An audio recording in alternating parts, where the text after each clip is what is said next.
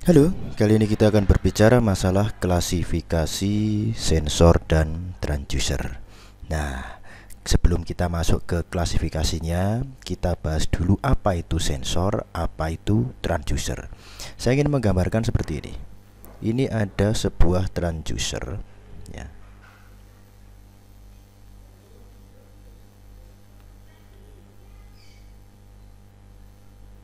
Nah, di sini ada sensor. Kemudian di sini ada signal conditioning.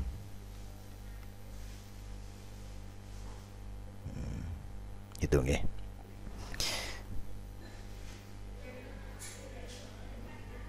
Nah, semacam ini.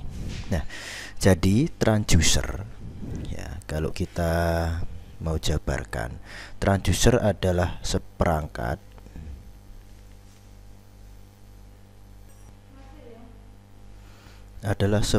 perangkat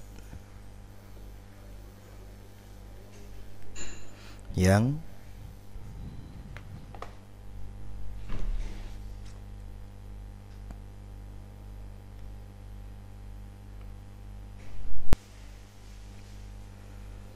adalah sebuah perangkat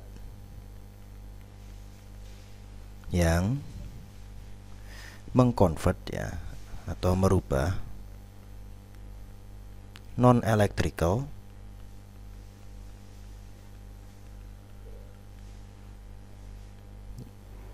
menjadi electrical energy, gitu ya. Itu adalah transducer.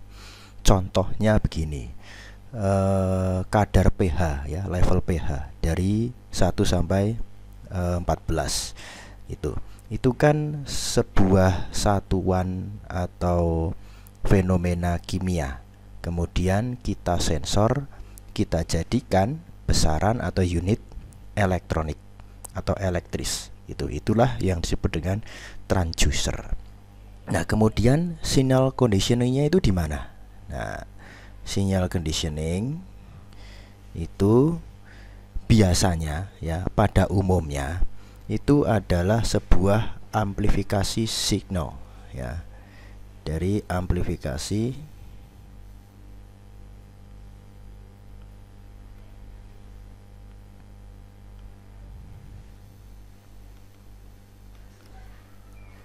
signal amplification. Itu ya. Contohnya begini. Ini kan dari non electrical, ya, kemudian into electrical. Nah, di sini kan tadi contohnya perubahan pH, ya, dari 1 sampai 14 gitu ya. Nah, dari elektrikalnya sendiri ternyata perubahannya itu 0,1 sampai 1,4 volt gitu. Nah, itu kan kecil termasuknya. Padahal kalau kita mau pakai Arduino seumpama, itu kan inputnya 0 sampai 5 volt. Nah, maka dari sini diamplifikasi menjadi 0 sampai 5 volt, kemudian baru masuk ke microcontroller, gitu nggih. Nah, itu yang disebut dengan signal conditioning. Nah, keduanya ini, nah, itu kita sebut sensor. Contohnya tadi, seumpama Anda ada sebuah alat ukur pH. Sebentar, saya carikan dulu.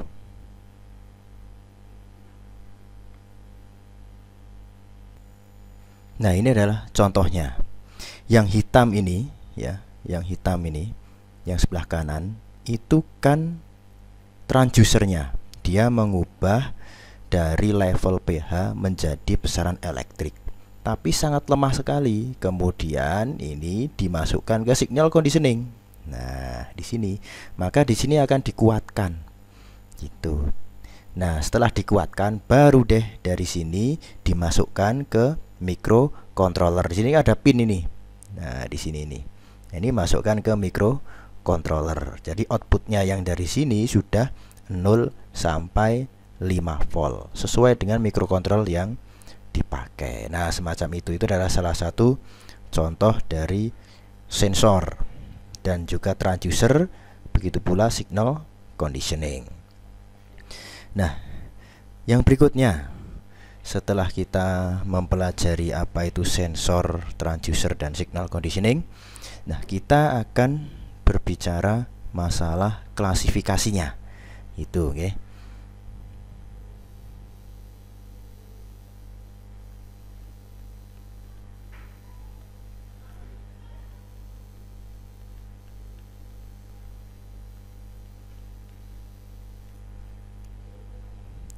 Nah, di sini klasifikasi transducer itu ada beberapa basis. Yang pertama adalah physical, ya.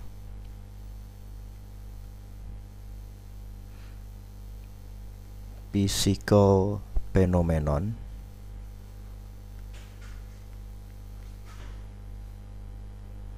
Yang berikutnya adalah based on power type.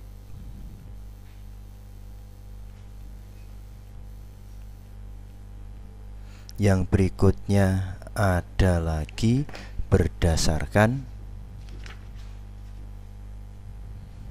output.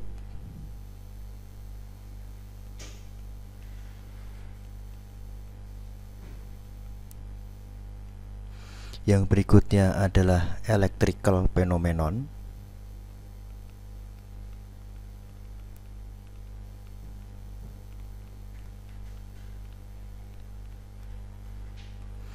Yang berikutnya adalah non-electrical phenomenon.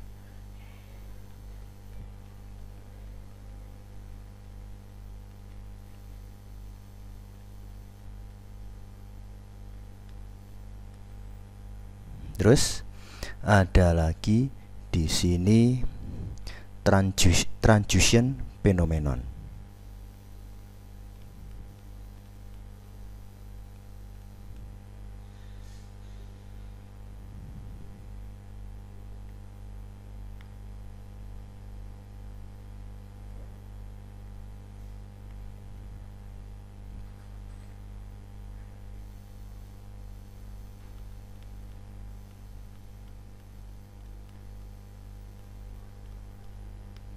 Atau fenomena transducer. Yang pertama adalah cycle. Nah, di sini ya. Cycle phenomenon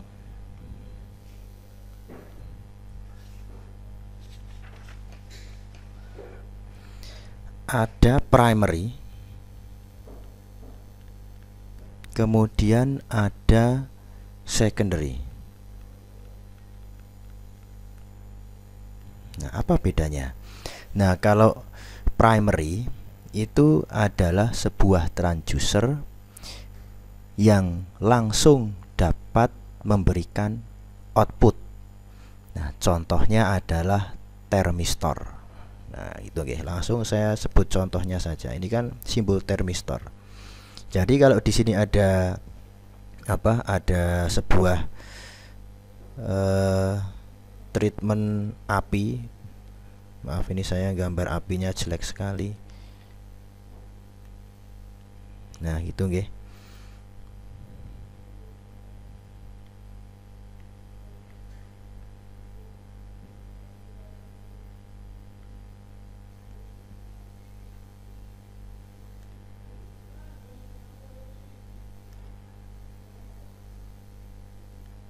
Nah, di sini ada treatment api gitu. Maka di sini akan ada beda potensial. Nah, di sini kan langsung ya.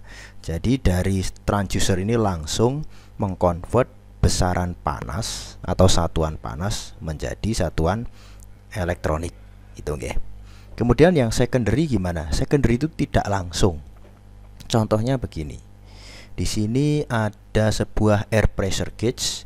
Kalau air pressure gauge itu pasti melibatkan sebuah Barden tube. Barden tube. Nah, di sini adalah input angin ya, anginnya dimasukkan. Nah, kemudian di sini ada plat yang melengkung. Ya, jadi seperti apa? Seperti arit gitu ya, celurit. Nah, di sini ada angin yang dimasukkan.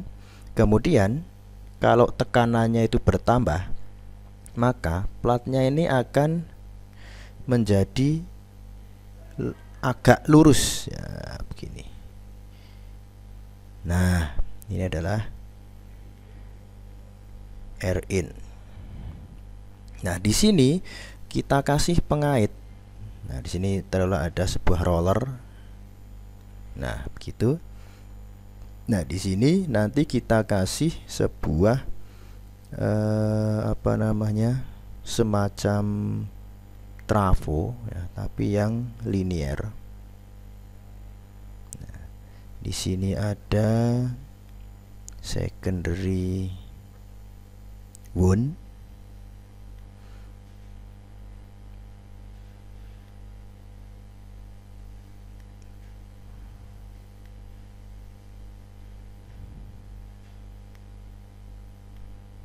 Ini outnya. Kemudian innya, nah di sini ada primary wound.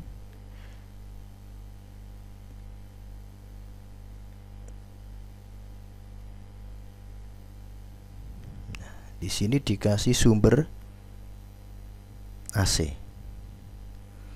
Kemudian di tengahnya itu ada sebuah inti besi seumpama gitu, atau inti ferit. Nah, inti ini kita kaitkan dengan tali tadi nih. Nah, gitu. Jadi apabila ada pergerakan inti ke kiri atau ke kanan, maka outnya akan berubah ya. Jadi di sini bervariabel. Nah, gitu. Jadi kita mengkonversi dari pressure air yang ada di Barden tube ini ke besaran elektronik. Nah, ini kan tidak langsung karena tidak bisa kita menggunakan apa trafo ini tok, itu juga nggak bisa. Harus ada Barden tube-nya. Jadi itu yang disebut dengan secondary transducer. Nah, gitu nggih. Kemudian bagaimana dengan power type? Ya, berdasarkan powernya. Ini saya begini saja langsung nggih. Sit. Nah, di sini ada yang aktif, ada yang pasif. Nah, kalau aktif itu adalah sebuah transducer yang tidak memerlukan auxiliary power atau power tambahan dari luar. Contohnya tadi adalah thermocouple. Nah, ini di sini kalau kita kasih flame atau sebuah apa lidah api gitu ya. Nah, ini pasti akan ada beda potensial ya. Jadi ini langsung begitu kasih panas langsung ada beda potensial. Semakin panas beda potensialnya semakin tinggi. Bisa diukur dengan voltmeter DC. Nah, begitu. Kemudian yang pasif bagaimana? Nah, pasif ini itu memerlukan sebuah apa namanya tegangan atau energi tambahan. Nah, gitu. Jadi itu memerlukan auxiliary power. Nah, contohnya seperti apa itu?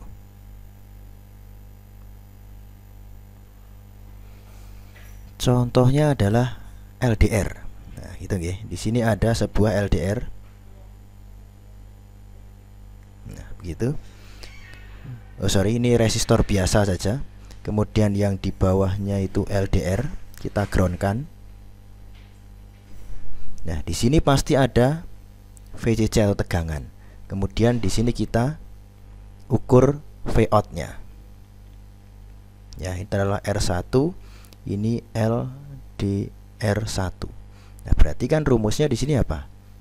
LDR1 dibagi R1 per LDR2 kalikan VCC. Gitu toh?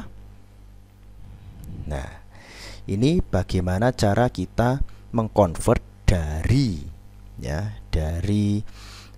intensitas cahaya menjadi tegangan atau besaran elektrik. Ini adalah salah satu contoh transducer yang pasif. Dia memerlukan auxiliary power. Nah, kemudian output. Ya, ini klasifikasinya berdasarkan output.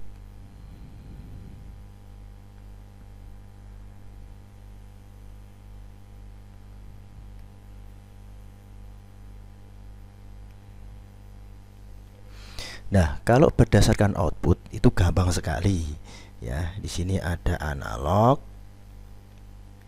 dan digital. Oke, analog itu seperti apa? Ya, seperti yang ditunjukkan pada jarum tadi, misal air pressure gauge. Nah, ini kalau digital gimana? Ya, ada display 7 segmennya. Itu oke. Nah, itu umpama 1, 3, 6, 0. Nah, berarti 1360 PSI seumpama. Tekanannya tinggi banget ya. Segitu itu.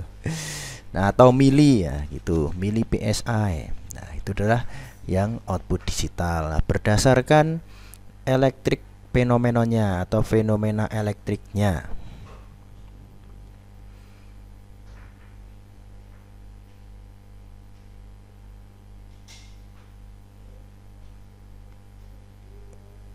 Nah, di situ berdasarkan elektrik fenomenonya itu ada resistive transducer. Ya, di sini ada yang pertama resistive.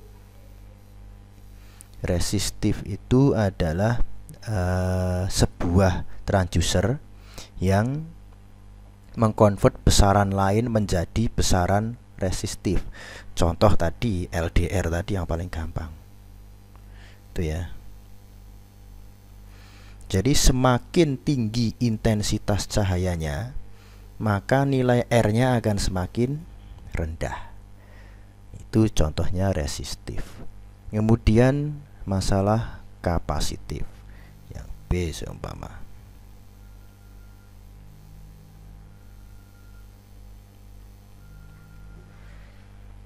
Contoh lagi di sini ada sebuah soil moisture sensor atau sensor untuk mendeteksi kelembaban tanah. Itu begini, bentuknya begini.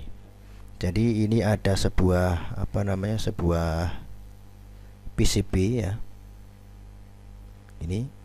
Kemudian di sini ada layout jalurnya. Di sini ada layout jalurnya lagi. Nah, begitu. Nah, di sini itu dihubungkan dengan generator AC. Oke. Kemudian yang di sini juga dihubungkan dengan kebalikan dari generator AC-nya ini begini. Set. Itu. Nah, nanti outputnya itu kan otomatis akan berbeda. Jadi seumpama di sini AC-nya sempurna begini ya. Nah, kemudian diberi kapasitor, di sini ini ditanam di dalam tanah seumpama ini ya. Ini ditanam di dalam tanah. Nah, maka jika diukur atau dilihat di osiloskop, nanti akan ada sebuah jeda begini. Nah, seumpama begitu. Jadi ini ibaratkan sebuah kapasitor begini. Kemudian di sini diberi gelombang AC, digroundkan, ini juga digroundkan. Nah, kalau kapasitor di tengahnya itu biasanya ada kertas, ada elektrolit, ya kan? Nah, ini di sini tanah, ini soil di sini. Ya, jadi komponen di elektrikumnya itu adalah tanah. Nah, di sini kalau kita lihat di osiloskop, ya, maka menjadi agak terlambat begini. Nah, itu. Padahal di sini awalnya ya normal-normal saja seperti sinus biasa. Nah, di sini kan kita bisa hitung Z ya. Z-nya sama dengan berapa? Ya awal sebelum Z ya. Apa XC sama dengan berapa? Kan gitu. Nah, itu mengkonvert antara kelembapan tanah menjadi sebuah besaran elektrik. Itu nggih. Sebuah besaran kapasitif. Yang berikutnya adalah induktif ya, induktif. Di sini yang agak untel-untelan enggak apa-apa ya. Di sini yang C induktif. Nah, induktif itu salah satu contohnya adalah tang ampere. Di sini ada sebuah kabel nih. Arusnya ke sana. Maka di sini ada sebuah wound atau kumparan. Nah, di sini itu akan keluar tegangannya. Nah, itu. Begitu. Jadi semakin besar arusnya di sini otomatis induksinya akan semakin besar juga, kemudian mengeluarkan tegangan AC yang semakin besar. Nah, di sini berarti transducer ini bekerja berdasarkan sifat-sifat induktif ya. Jadi ini kan kalau AC itu kan ke kanan kemudian balik lagi ke kiri, ke kanan ke kiri gitu kan. Nah, nanti kan terus akhirnya di sini juga akan keluar tegangannya. Nah, oke. Nah, silakan Anda browsing bentuknya tang ampere seperti apa. Nah, itu juga salah satunya adalah ini prinsip kerja dari induksi. Nah, yang berikutnya adalah fotoelektrik yang D. Nah,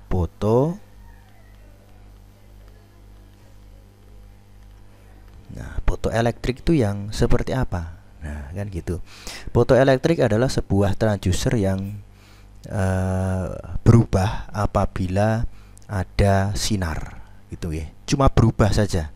Contohnya begini. Ini ada foto transistor. Duh, jelek banget ya. Nah, gitu. Ini ada sebuah foto transistor. Di sini ada tegangan VCC. Nah, kemudian kalau ini cahayanya semakin terang, maka arus yang mengalir dari VCC kemudian ke kaki apa ini di sini? Kaki kolektor, kemudian menuju ke emitor itu akan semakin besar juga. Maka tegangannya di sini VCE-nya akan turun, gitu kan? Kalau arusnya naik ya, itu kan tegangannya otomatis turun.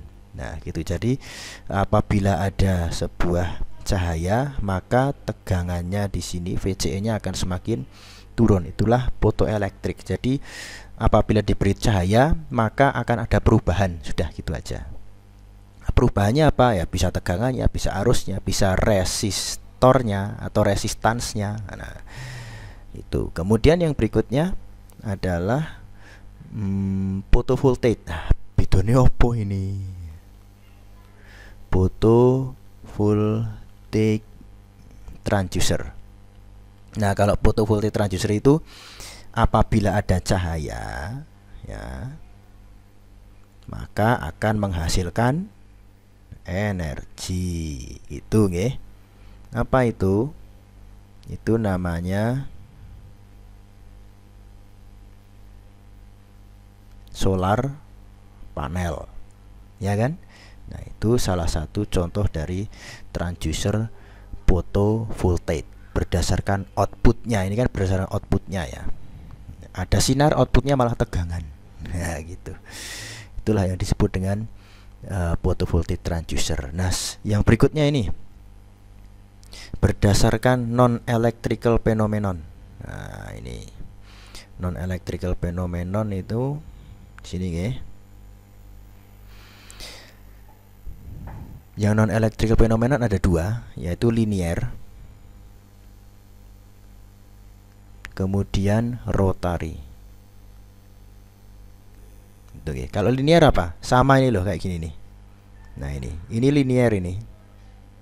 Kalau pada klasifikasi non electrical phenomenon ini masuknya linear karena ke kanan dan ke kiri.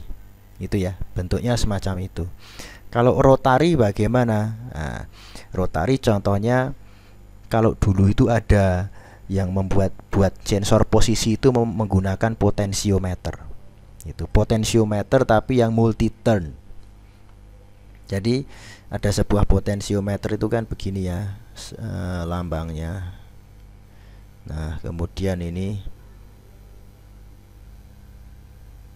gini toh. Itu kan sama dengan nanti seperti ini. Ini R1, R2, ini V out. Itu toh. Ini tegangan sumber.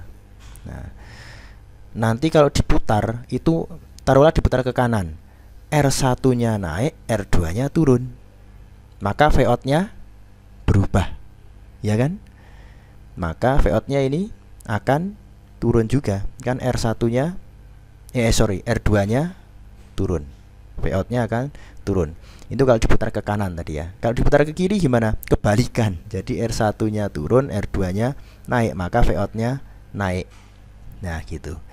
Nah, itu kalau dikasihkan di roda gigi, jadinya kalau sudah satu kali putaran itu artinya menempuh berapa senti, seumpama 10 senti. Nah, 10 senti itu sama dengan berapa volt. Nah, berapa volt outputnya yang dari sini. Itu, oke. Nah, potensio itu kan pasti ada tuasnya toh. Bentuknya aja potensio kan. Ada kaki, kemudian di sini ada tuas. Nah, tuasnya ini dihubungkan dengan roda. Itu dihubungkan dengan roda, maka ini juga ikut berputar. Nah, biasanya printer zaman dulu itu ada potensionya di sini. Itu. Jadi untuk menentukan posisi, oh ini posisinya di mana. Nah, gitu. Oke, itu salah satu dari rotary displacement ya, dari based on non electrical phenomenon. Nah, yang kedua adalah transduction phenomenon. Transduction phenomenon ini ada dua ya. Sini, yang pertama itu adalah transducer saja. Transducer saja itu mengkonvert dari non elektrik menjadi elektrik.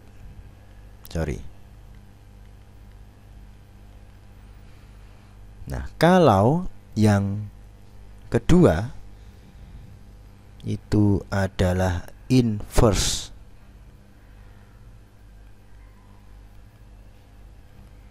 transducer. Nah, itu kebalikannya dari elektrik ke non.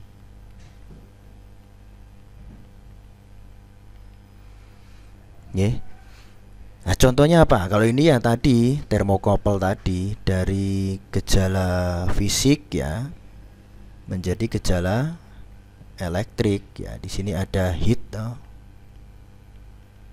ada pemanasan. Nah, kalau yang non elektrik apa? Voltmeter analog. Jadi avometer seumpama gitu. Itu kan dari elektrik menjadi non elektrik toh, menjadi gerak gini toh. Kalau yang analog ya kan, di sini taruhlah kita ngukur tegangan. Nah, gitu kan. Itu salah satu dari inverse transducer. Nah, seperti itu. Nah, kemudian yang berikutnya adalah karakteristik transducer. Kita bahas karakteristiknya.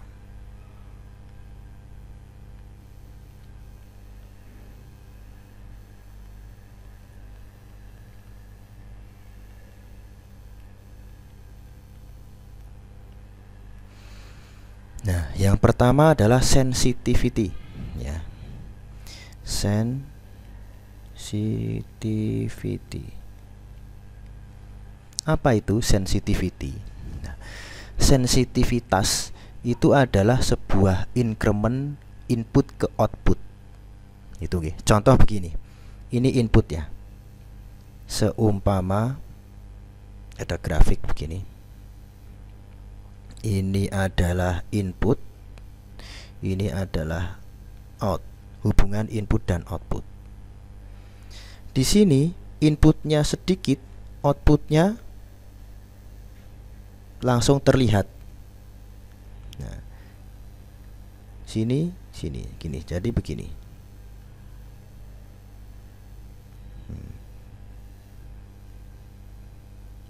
Nah, ini outputnya langsung terlihat. Padahal jaraknya taruhlah di sini kecil ya, jaraknya kecil.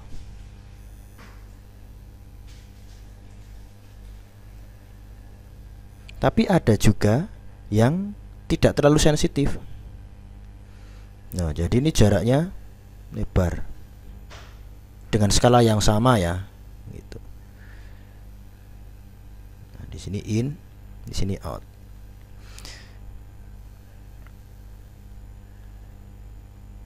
Nah, kalau inputnya itu baru di titik ini, ya berarti tidak ada output. Nah, outputnya di sini 0. Nah, kalau di sini, ini yang titik 1, ini titik 2, maka outputnya di sini, ini 2 ini. Gitu. Jadi apabila seumpama ya, di sini taruhlah di sini 5 gitu ya. 5 satuan, padahal ini 10. Saat ini sudah masuk ke 15 satuan, nah maka masih terbaca di outputnya tetap 2. Itu oke. Begitu 5 ke 10, nah dia dari 0 ke 2. Dari 10 ke 5 dia tetap 2. Nah, setelah di sini 20 baru dia naik menjadi 4. Itu. Jadi tidak terlalu sensitif. Gitu. Jadi dia akan berubah atau akan mengeluarkan output apabila incrementnya 10 satuan. Nah, kalau yang ini 1 satuan, yang sebelah ini 1 satuan cukup. Itu adalah sensitivitas. Kemudian range. Ya, itu range. Range itu di sini. Range itu ya sama. Dia bisa ngukur sampai berapa. Itu toh. Seumpama di sini adalah voltmeter inputnya. Nah, inputnya itu bisa mengukur dari 0 volt sampai seumpama 100 itu ya, di sini 100 volt. Nah, itu kan bisa saja. Oke. Seumpama range-nya kok tidak terlalu panjang. Ini bukan 100 tapi berapa? 10 volt. Nah, berarti range-nya pendek. Itu oke. Nah, yang berikutnya adalah tentang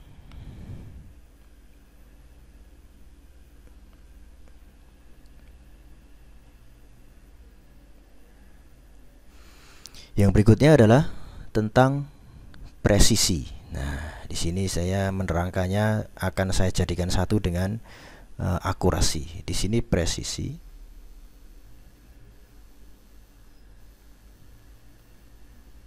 Di sini akurasi. Gitu ya. Ini ada sebuah target. Ya. Taruhlah kita akan mengukur sebuah satuan panas gitu ya, panas. Berapa derajat gitu. Di sini ada suhu yang akan kita ukur. Seumpama ruangan itu kita kondisikan mempunyai suhu 25 derajat gitu ya. Ini 25 ini. Kita ukur menit pertama. Itu ternyata keluarnya di sini. Taruhlah 25,1. Kemudian menit kedua kita ukur ternyata di sini, yaitu 24,6 derajat. Kemudian kita ukur lagi. Ternyata di sini itu adalah 25,03 derajat gitu. Nah, ini adalah presisi. Jadi hasil dari pengukuran itu ada di sekitar sini. Tuh. Itu presisi. Kalau akurat gimana? Nah, akurat itu pas di tengah-tengah ini di sini. Kalau 25 ya 25 ya di sini ini. Gitu. Jadi seumpama saya memberi contoh begini. Ini adalah sebuah arah target dari anak panah gitu ya, target panahan. Kalau Anda kok memanah dengan target yang di tengah ini, tapi Anda manahnya di sekitar sini, terus gitu, ada 5 kali lontaran anak panah dan Anda mengenai di sini terus, berarti itu presisi. Walaupun tidak akurat, ini kan ada jarak loh, ada delta di sini. Gitu. Seumpama lagi di sini ada sebuah target lagi, ya. Kemudian ada di sini, sini. Nah, ini sudah 5 kali ya. Ini akurat. Ya. Jadi hampir mendekati, deltanya itu lebih kecil itu loh. Nah, ini kan ada delta, ya kan? Ada delta. Deltanya lebih kecil. Yang bagus gimana? Ya keduanya ini.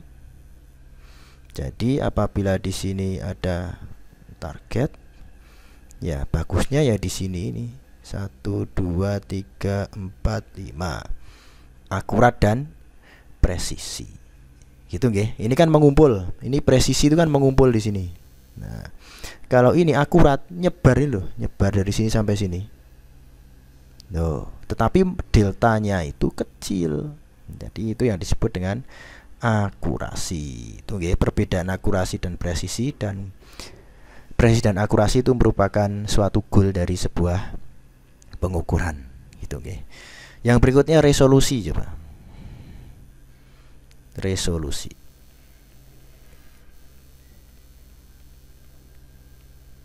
Apa bedanya dengan sensitivity? Nah, kalau sensitivity tadi akan berimbas pada output, ya, input yang akan berimbas pada output. Itu. Kalau ini adalah sebuah display. Jadi komanya lebih banyak yang mana? Seumpama resolusinya cuma begini. Ini koma, kemudian berarti 138,97. Nah, berarti resolusinya itu ada 2 digit di belakang koma. Nah, seumpama ada resolusi yang mungkin ini multimaster yang sangat mahal. Itu ya. Komane oke banget. 138, koma di sini 97268. Banyak sekali. Nah, ini berarti ada berapa? 5 digit.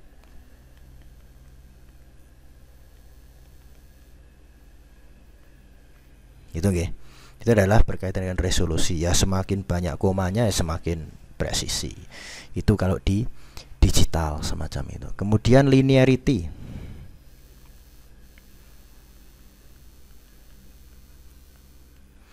Nah, linearity itu contohnya begini. Saya merancang sebuah sensor kelembapan tanah. Ya, di sini nilai V out, di sini nilainya persen. Persen itu adalah satuan dari kelembaban tanah itu. Nah, semakin tinggi kelembabannya, maka semakin rendah tegangannya. Jadi kalau di sini tinggi, nah itu rendah begini. Kemudian kalau di sini agak turun kelembaban tanahnya, nah begini, dia akan semakin tinggi. Ini kan gini toh tegangannya toh. Nah, ini terus pada satu titik dia agak panjang, ini agak panjang.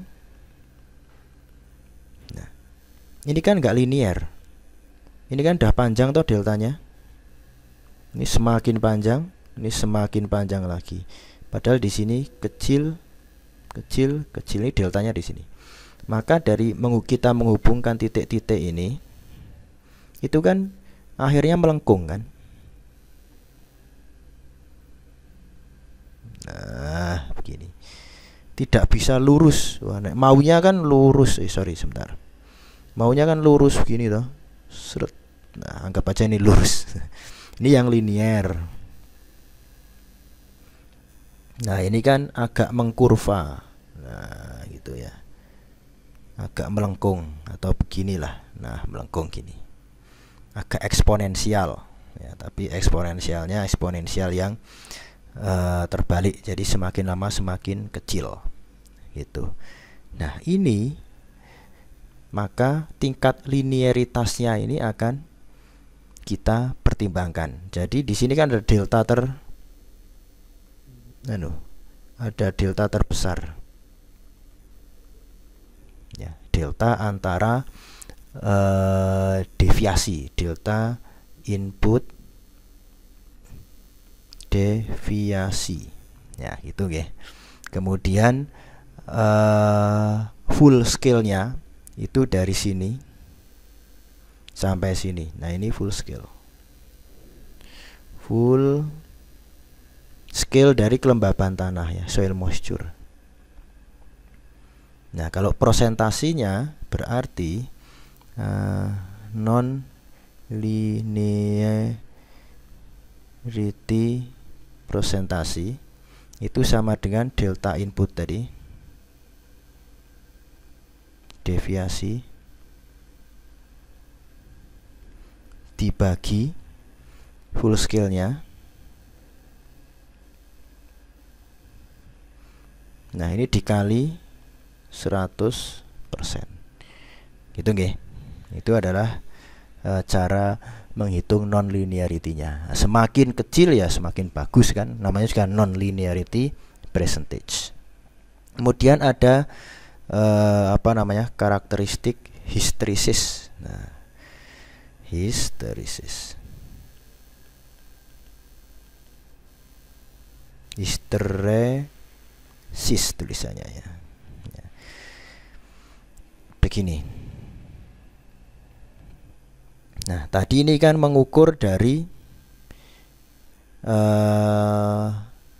kelembaban tanah yang tinggi itu, seumpama 90%, kemudian dikeringkan tanahnya, dikeringkan di PP gitu atau dimasukkan ke dalam oven gitu, pengering. Nah, nanti lama-lama turun.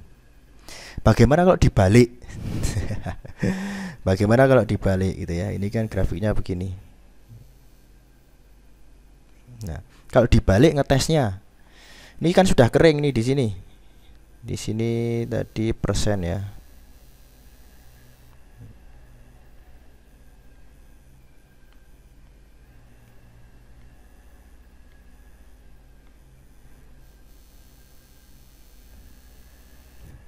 Di sini tadi tegangan.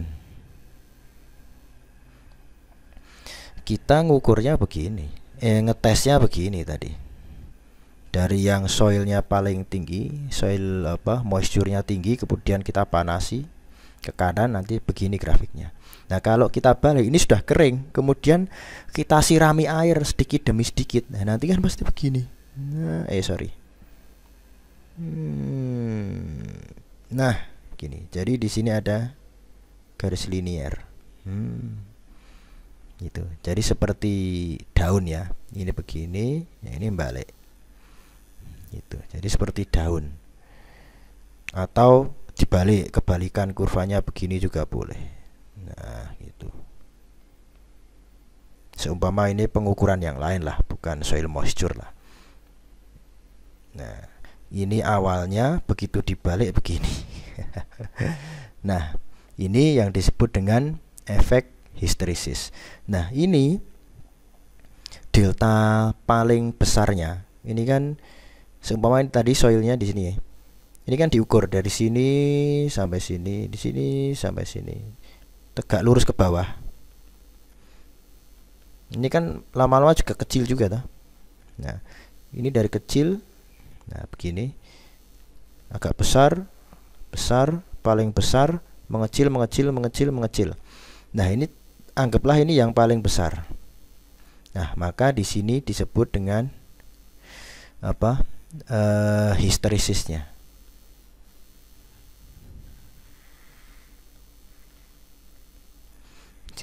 Terbesar. Nah, kalau histeresis terbesarnya itu semakin kecil, nah, maka transducernya semakin bagus gitu loh.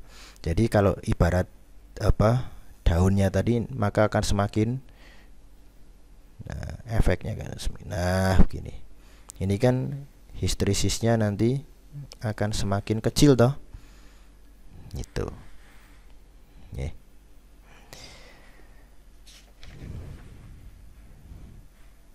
Oke, baik, cukup sekian untuk pengenalan dari karakteristik dan klasifikasi sensor transducer pada pertemuan kali ini.